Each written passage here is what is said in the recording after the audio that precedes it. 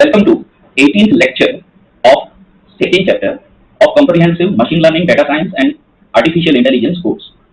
Now, in previous lecture we had done this thing, while loop, then simulating a do while loop in Python, because Python does not have built-in do while loop, but one can easily simulate it. Then match case construct, which has been recently added in Python 3.10. However, what if you are using older version of Python, then you can simulate or mimic that match case statement using dictionary. This much was done. Now we want to do this topic, error handling, using try, except and finally block. Now this error handling is critical part of programming to ensure robustness and reliability of application. Now when I read this whole statement, the things will not be very clear, but when we take some examples in a while, then things will become very clear that what is exactly meaning by it. In Python, the errors are indicated by exceptions, which disrupt the normal flow of a program. Now, I give just some example, index out of bound exception, then maybe file does not exist. Now, this kind of messages either do not have any meaning for the end user because there is no guarantee that end user is technically qualified person. And second thing, even if he is, we would like to print more user-friendly messages when error occurs, and we don't want that just because of one line causing error, our entire application stops altogether or crashes altogether. That is not called a robust or reliable application. So we want that suppose error occurs, then some error message should be displayed in easy to understand and user-friendly manner. And if possible, the execution of program should continue. And if it is not possible to continue, then also the program should exit in a graceful manner. Okay. So for that, Python provides these blocks: try, except, else is also there, and finally. Okay. This is important. Why? Because if you handle errors properly, then it prevents crashes. If you handle errors properly, then it enhances user experience. Rather than cryptic error messages, a user-friendly and understandable error message will be displayed. If errors are handled, then the data integrity is ensured, and you will not corrupt your data or you will not lose any data. And secondly, if any resources are resolved by you, for example, in your script may open at a time simultaneously 100 different files. Now, if some error occurs during that process, then 100 different files will remain open. So, you have to provide some mechanism that if error occurs, that error is detected, and before your script ends, those files which were opened by the code before the error, those files must be closed. Otherwise, unnecessary memory will be occupied, CPU will be occupied. So your computational resources will unnecessarily be occupied. Okay. Now, how this error handling works? This diagram is the most simplest but very important diagram. Print in your mind that there is one try block. Here we run the code in which error is likely to occur. Now, when I say error is likely to occur, practically for programming, in every code, we usually assume that some or other error will occur. Because error does not mean error of logic or error of programming. That you can take care by hiring a more accomplished programmer. But error can also occur because user enters some completely unusual value. For example, you are asking user to input birth date, and you expect that that field will contain only alphanumeric input. For example, someone may enter that 01/12/2011.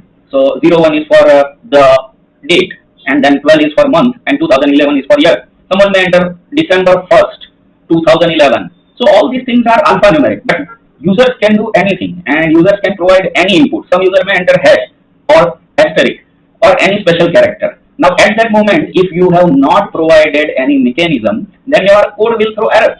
So we don't know what end user is going to do, and therefore every piece of code is considered to be a potential source where error can arise. So try, and then that entire code where error can arise. If error arises, so try block carries what? It is where you write the code which might cause an exception. Okay. Except block is what? If exception arises, then this block catches the exception and handles the exception. Okay. And for different types of exception, we can provide different mechanisms for handling the exception, because we will see that exception can be of several different types. So for each type of exception, the mechanism by which it can be handled, that is also different. So this except block is important in the sense that if some error or exception arises in try block, then this except block catches that error has occurred. Sometimes it is possible that no exception has occurred. User enters proper value as it is expected from the program that he enters his birth date correctly. So then in that case, this except block will be simply skipped and else block will be executed. So at else block is the code. If no exception occurs, then this else block will be executed. But there is also one block which is called finally. Now that finally is optional. So sometimes you will see that try except else. Only that much is there. But sometimes you will see try except else finally. And usually it is a good practice to provide a finally block, because in that you can just provide one or two simple lines of code for exiting, for freeing up all resources, and for gracefully shutting down your application. You may display a message also to the user that shutting down the app.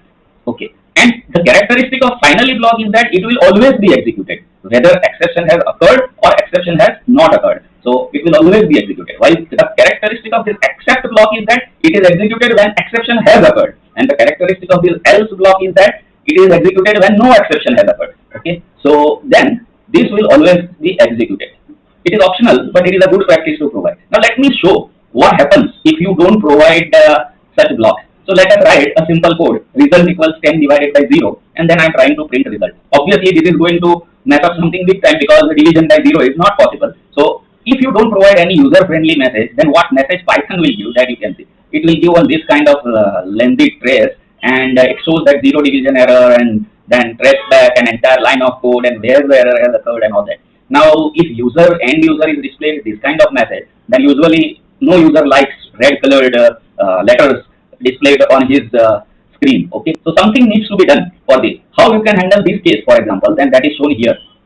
Same error, but that line result equals 10 divided by 0, that you have put in the try block, because I told here that in try block what you will put, any code which is expected to throw some error or exception. Okay, so that is put in a try block, and obviously here it is going to throw exception. Then we write and we provide except block also. What except block does? If there is an exception in the try block, then the except block handles that exception very clearly. Now here what will be the exception? Then 0 division error is the exception. So except 0 division error, so that means actually if exception 0 division error occurs, then you don't print this whole bunch of 5-6 sentences, you just print this much. You can't divide by 0. So that suppose you are taking some input from user, that input result, user enters 10, then input a number by which you want to divide your result. So user by mistake has entered 0, then immediately only this error will be displayed on his screen, not that red colored and all this ugly error messages. Let us try, and then you will understand the importance.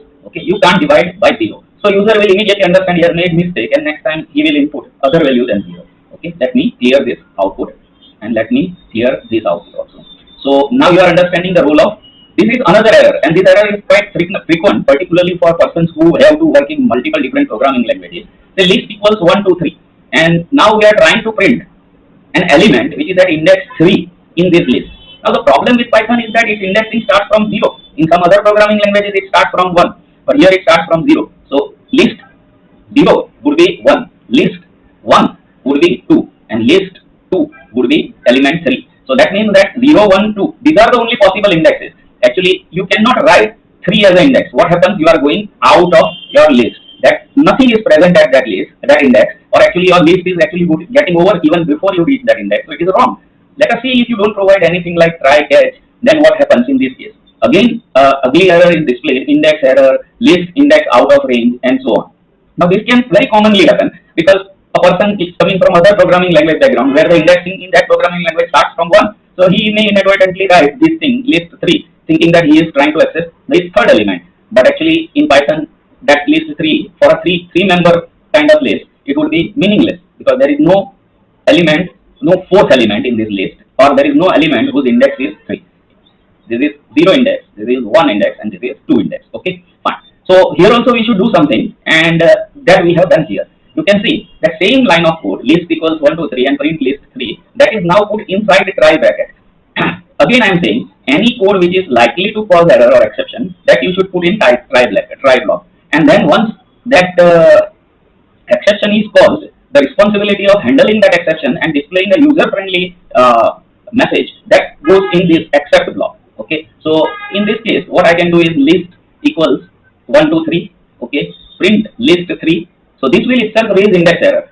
Now here also I have provided that previous error, result equals 10 by 0, that means division by 0. So ideally this should also raise error, 0 division error. But the control will never reach at this point, because as soon as an error arises in this line, then the code will break. So that is why this exception will not be triggered, 0 division exception will not be triggered. And we can check also by providing in our except block both possibilities, that whether index error is triggered or whether 0 division error is triggered. So we write our except block this way, that except in parenthesis index error comma 0 division error. You can write as many different types of exceptions that you know, and so on, as E. So that means whatever exception has arisen in this try block, you consider that exception as E, and then print its error message, caught an error, and print that string E. You are using F string again, that you should understand. So that F is compulsory, the two quotes are compulsory, and these two curly braces, they are compulsory. Okay.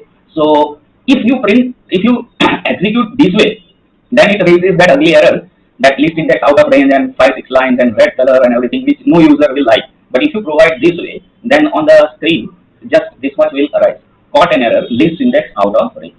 So this is a more better way of handling exceptions or errors. Okay, let me clear this output and this also.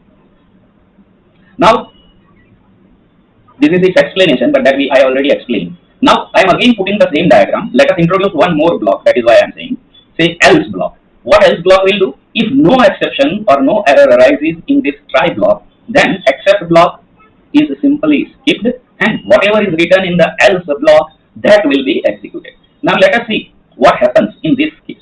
First I am writing that ugly method in which there are no error handling mechanism, no try, except, else, etc. blocks there. And I just try to open a file, test file 2.txt from my current working directory. This shows the contents of my current working directory. I have one file, test file.txt, but I have no file, test file 2.txt. So I am trying to open, and whenever I am trying to open for just reading that file, then at that time I have to write this R in quotes. That means open that read only. This prevents inadvertent modification of a file when you just want to read it.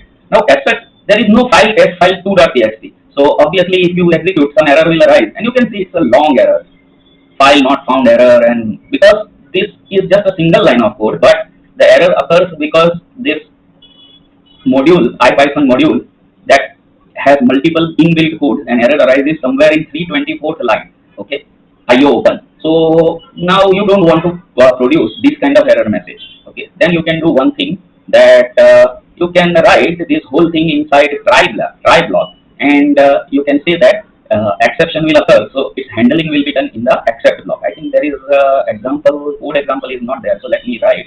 Okay, so then try, and if you see how, then colon only separates various blocks. There are no parentheses, there is nothing. Okay, so try and go directly press enter, so it will automatically indent itself, and I write that sentence, open in double quotes test file 2.txt, but there is no test file 2.txt, and open it in read only mode so that it is not corrupted by. So then what will happen? There is an except block. We now know that there is going to be an error, so then except block will catch that exception. Okay, I know what is the name of that error, file not found error. So as soon as I just write find, the Jupyter Lab is helpful, and other IDs also, that it will immediately display whatever errors are possible with due to this. So I will just have to click it or press the tab character. So file not found error, and then you just write that any message which you want to display. So I write that print no such file exists. Okay, so if I do and execute this, then now it is a better way of displaying error message compared to this long thing. Okay, let me again clear the output. Okay, now this is another such example. Let me put one gap between the two. Now here we are opening one file, and we are trying to write something in that. Let me first display that file. This is that test file.txt. It is already existing in my current working directory, but it is completely blank. So I am trying to open that file, and I am trying to write this word hello world. Okay, so here what is happening? As such, it will be successfully written, but still the output would be a little bit confusing. Okay, so something like this 12 is displayed, which is funny because you wanted to write hello world, and what is this 12? Actually, the number of characters in whatever your input is, that will be displayed here. That 12 characters are written. Okay, so very cryptic message. You can open the file and maybe reload, it should have that hello world, what is happening. So let me re-execute. 12 characters. Okay, yes. So hello world is written, including exclamation mark. There are 12 characters. Okay, fine. So this is how you can write to a file.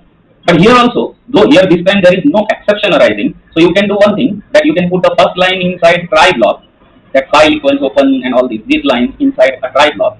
Then you can provide an except block that except E. When you are not sure what kind of error arises, then you can just write except E error. Okay, and then you can provide else block, because else block's role is when no exception arises, and there you can print this line file dot write hello world, and there you can print 12, that is number of characters written equals length of your input, this. So then it will show that 12 characters written. So that would be better message compared to this just a cryptic message 12. Okay, so that is. Now sometimes this finally block is also useful. So finally block is useful in this kind of condition for cleaning up. Cleaning up means what happens when you open a file at that moment. Now cleaning up operation means like this. For example, here I put this code inside my try block, test file 3.txt, and this time I am not opening in R mode, read only mode, but I open it in write mode. Okay, and then I write file.write equals hello world. So when you open a file in the write mode, then at that time there is no need that that file must be existing. Even if it is not existing, then Python will create that file. So if you keep your eyes here on the left side pen, then you will see that test file 3.txt will immediately come into existence. Then when I open that file, you will see that hello world will be written. However, due to any reason, suppose that Python fails to write in that file. So in that case, exception arises in the try block. Who will handle exception? Except block will handle exception.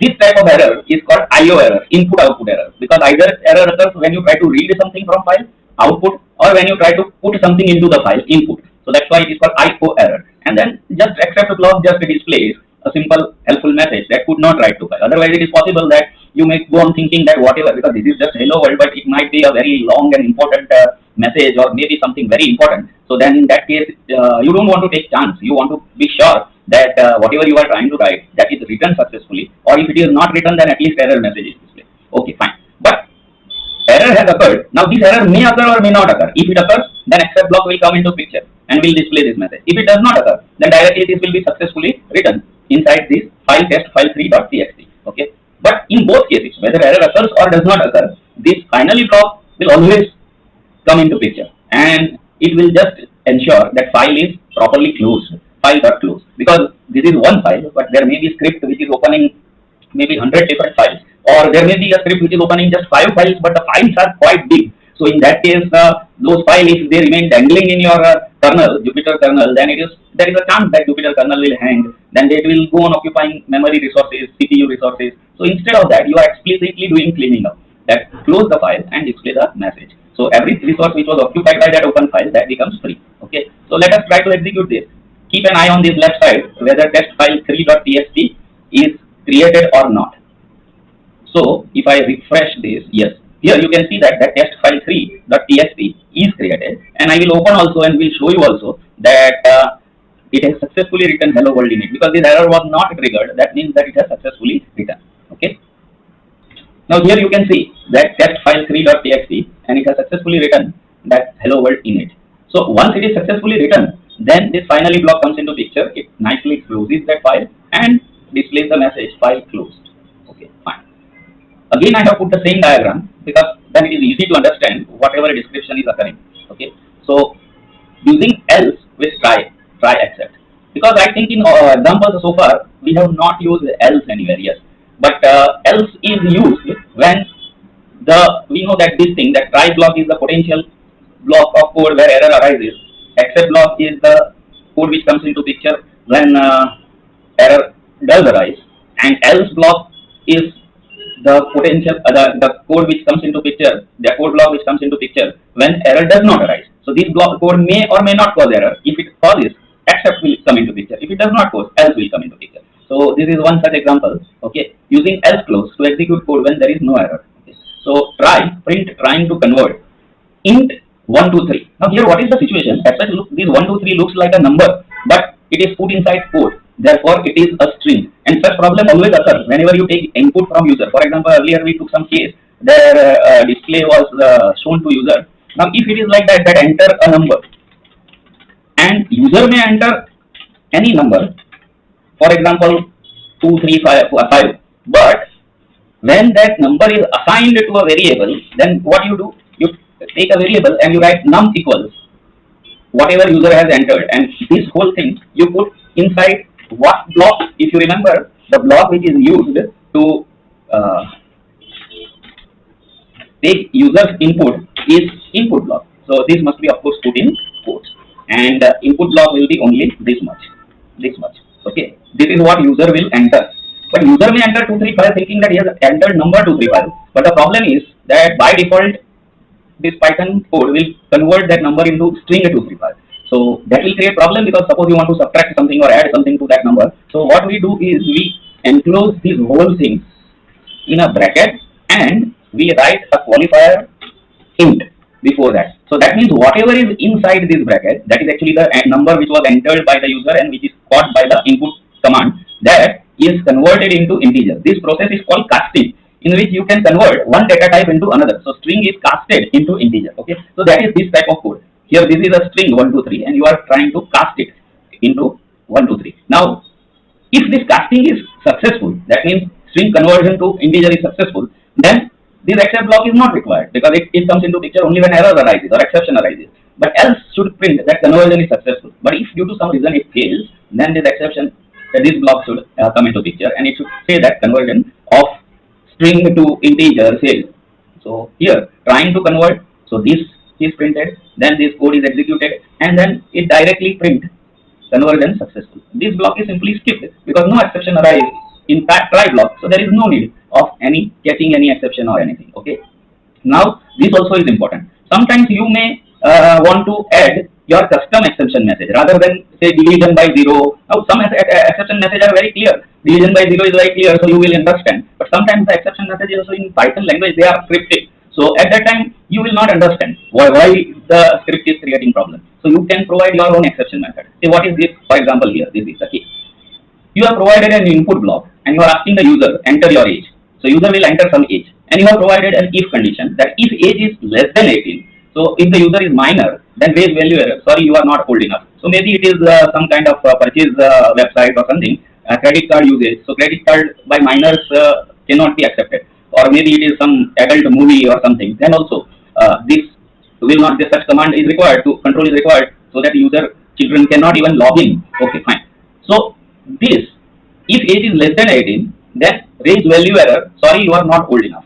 But if it is, say, there is, if the person enters age 25, then no error occurs. So then in that case, this try block successfully will execute, and then this except block has no role. But if user enters 10 years, then this except block will come into picture. And at that time, that value error you are storing in a variable e, okay, and then you are printing that variable using f string, okay. And what is that e variable? What will be stored? Then this message which you have written, that will be stored. Let us check by executing this. So it asks enter your age. First I enter 25 and press enter. No exception, nothing happens because 25 is above 18. But let us again execute enter your age. This time I enter 13, and sorry, you are not old enough. Okay. So which statement is printing that? Obviously in the try block there is no print statement. So nothing is printed here. Though the sentence appears here, but actually that sentence is stored as e, because that sentence is the value error, and that value error is stored as e. And this print statement is responsible for this printing this output that sorry, you are not old enough. Okay. So that is a more clear reason given to the user that why his request to login is rejected. Now this script will work even if I do not provide this custom message. I can just write range value error, but then the error message which will be displayed, that will be not at all user friendly. In fact, nothing will be printed because you are not storing anything into this variable e. Let us check. Again I enter maybe a value less than 18, say 16, and press enter. And you can see now what can you do with this. So the user might be confused that he has made some error while writing his age. He will again keep on trying and all that. So that is not at all professional and user friendly way. Okay. Now you understand what is the importance of what is the importance of putting a custom user friendly exception. Okay. So this is how custom exceptions can be written. Fine. Now we will do this thing. Okay. But this part rather than my doing, because I have given everything along with the explanation also. Rather than my doing, those who are interested can go in advance and try to write their script themselves. What they will do, they will just read this much, print a string and its reverse, and at least they can read this, that what string you are supposed to take. Thereafter, they will not read the remaining statement and they will try to write the code themselves. Similarly, here check if a string is palindrome. Palindrome means some string which appears same whether you read it from left to right or right to left. For example, Malayalam. Now Malayalam, if I read from this way, Malayam. If I read from right to left, Malaya, Malaya. Okay, so Mala. I think now it is correct. So from right to left, Malayam. Okay, from right to left, Malayam. Correct. Now it is a palindrome. Okay, palindrome is this kind of word. So how to check if any given string which is entered by user is palindrome or not? Okay, so then that is one program, and similar other programs are there. So you should try to write them. We will discuss them, of course, because this is initial chapter in Python programming. So we will do everything from scratch. So thank you, and we will wait for next lecture.